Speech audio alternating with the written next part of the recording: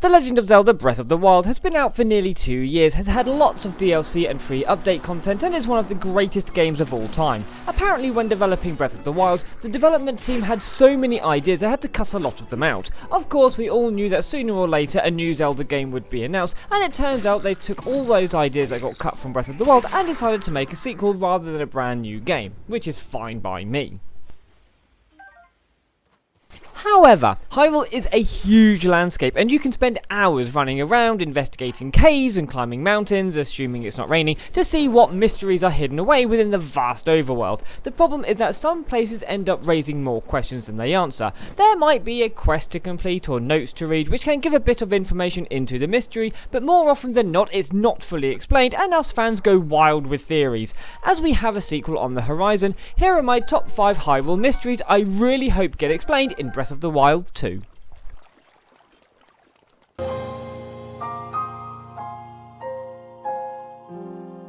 There are a lot of ruins scattered around Hyrule, and while most are just garrisons for the Hyrulean Royal Army, I still prefer the term Hylian, but the game insists on Hyrulean, but there are a few that hint to much more, and one is the Colosseum. This large structure is now home to Lizalfos, Moblins and a Lynel. As it's a Colosseum, it's most likely that it was used for the same thing that real-world Colosseums were used for, gladiator fights to the death. If you've seen the Gladiator film, watched the Spartacus Blood and Sand series, or anything really revolving around ancient Rome, you'll have seen the sorts of savagery that went on in a Colosseum for the crowd's entertainment. If this is the case, it could show a darker, more morbid side to what the people of Hyrule did for an evening's entertainment. One thing I found a bit strange was the lack of seats, so if it was used in this way, it would mean the audience would have to stand for the entire show. There's a merchant near the Colosseum who states there used to be an arena nearby for combat that has fallen into ruin, so assuming it is the Colosseum he's talking about, that could mean anything from a training ground for soldiers to full-on brutal gladiator fights.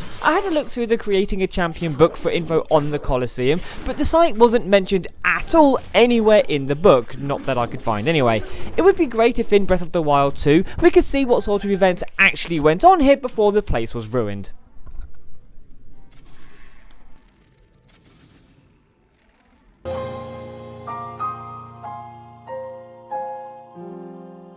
Aside from the Colosseum, there are numerous other ruins around Hyrule, like the garrisons and ranches, but there are others which raise more questions than just what the diddly went on here. In Hyrule, there are 3 gargantuan mazes known as the Lome Labyrinths, and they are certainly an impressive feat of engineering. I can still remember the first time I played Breath of the Wild and seeing Lome Labyrinth Island in the distance, really wanting to go over there and have a look around. When I finally had enough stamina to make the journey, I was astounded when the place just got bigger and bigger and bigger as I approached, and then feeling insignificant against the massive walls that were looming all around.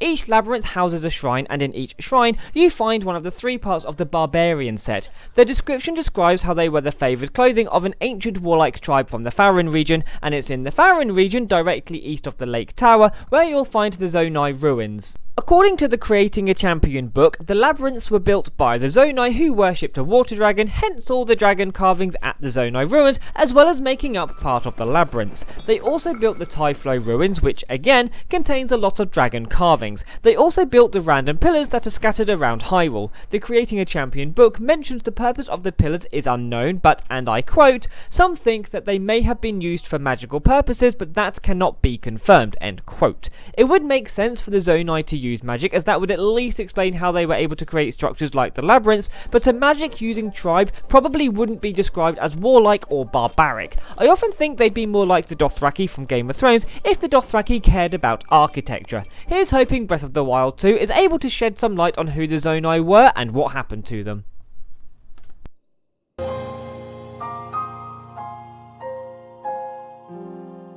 When it comes to groups of people across the Zelda series, it seems as though the number 7 is fairly common, such as the 7 sages, 7 maidens and 7 wise men, and Breath of the Wild has its own set of 7 with the ruins for the 7 heroines located east of Gerudo Town. Very little is known about who the 7 heroines were, but you can speak to an archaeologist who provides a little bit of info. Even then, it doesn't fully explain who they were or what they did to deserve having a load of statues made of them. There is a shrine hidden beneath the statues, which is raised by finding balls hidden hidden in the area, and then putting the balls in front of the statue with the same pattern. Seeing as the Gerudo don't know about the shrine, it's most likely that the monks secretly hid the shrine there, which means there must have been another reason for the statues to be made rather than to protect the shrine. What's even more curious is that there's an 8th heroine located in the snowy mountains north of the desert. Unlike the other heroines, this statue is not holding on to a sword, but there is a sword not far away sticking into the mountain. The Creating a Champion book doesn't give much information about the heroines, to the point the book states the sword stuck in the mountain was once thought to have belonged to the forgotten 8th heroine,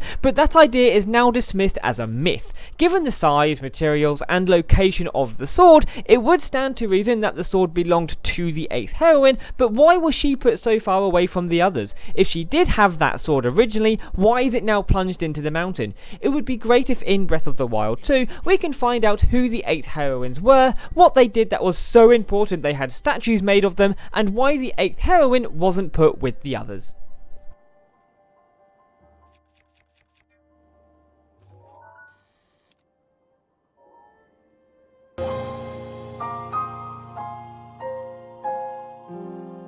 While a lot of the ruins scattered around Hyrule are ruins because of the attack by Calamity Ganon, there's one place that seems to have been removed from the memory of all races in Hyrule, to the point it's even referenced in its name, the Forgotten Temple. This vast place is located at the end of the Tanagar Canyon and is home to numerous guardians. If you make it all the way to the end, you'll find a goddess statue and a shrine. It's here that you'll also find the Of the Wild clothing set once you've defeated all 120 shrines. What's never explained is what this place was used for and why there are so many guardians. What could be so important that it would need so much protection? It's mentioned in the Creating a Champion book that the temple was originally going to be called the Valley of the Royal Family and would be where records of all the heroes who helped battle against Ganon would be stored. It seems like this idea was dropped and the temple renamed, but the true purpose of the temple remains unknown. There's certainly nowhere in sight that would make the place a suitable library for the records of the heroes. I've heard a theory that this place is the sealed temple from Skyward Sword. At the end of that game, the temple returns to Earth, sealing Demise away forever, and this is that very same site. It even has bird carvings scattered around the place. The Creating a Champion book states that the area the temple is in is a scar from the battle with Calamity Ganon, so it may well be that the Tanagar Canyon area was once a flat plain that had enveloped the temple, which led to people forgetting about its existence, only for it to be uncovered when Calamity Ganon created what is now known as the Tanagar Canyon. Further to this theory, the Springs of Power, Wisdom and Courage, the Spring of Courage is located at the end of the Zonai ruins, are thought to be the site of the springs from Skyward Sword, where Link forged the Goddess Sword into the Master Sword. It would be great if Breath of the Wild 2 could explore more about the Forgotten Temple, the springs, and whether or not they truly are the sealed grounds and the springs from the events of Skyward Sword so many millennia prior to the events of Breath of the Wild.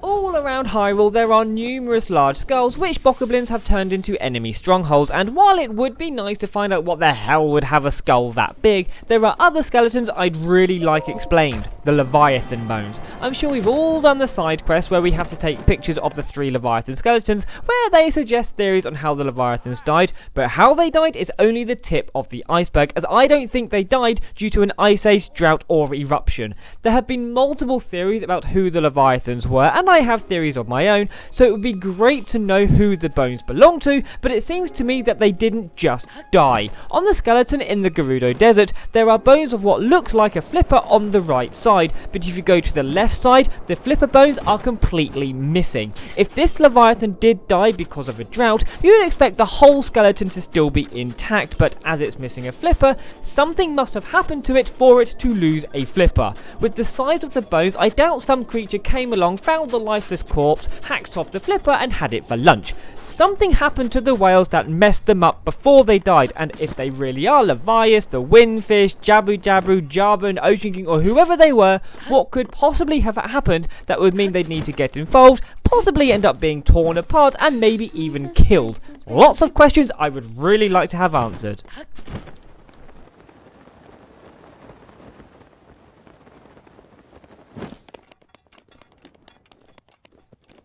So there we go, 5 things I'd really like to be explained in Breath of the Wild 2. There's plenty of other things that could do with being explained, but even if some of these things have some light shed on them, I'd be very happy. Hopefully we won't have to wait too long for Breath of the Wild 2 to be released, so let me know what other mysteries could do with being resolved. But for now, thanks for watching, hope you enjoyed it, and see you next time.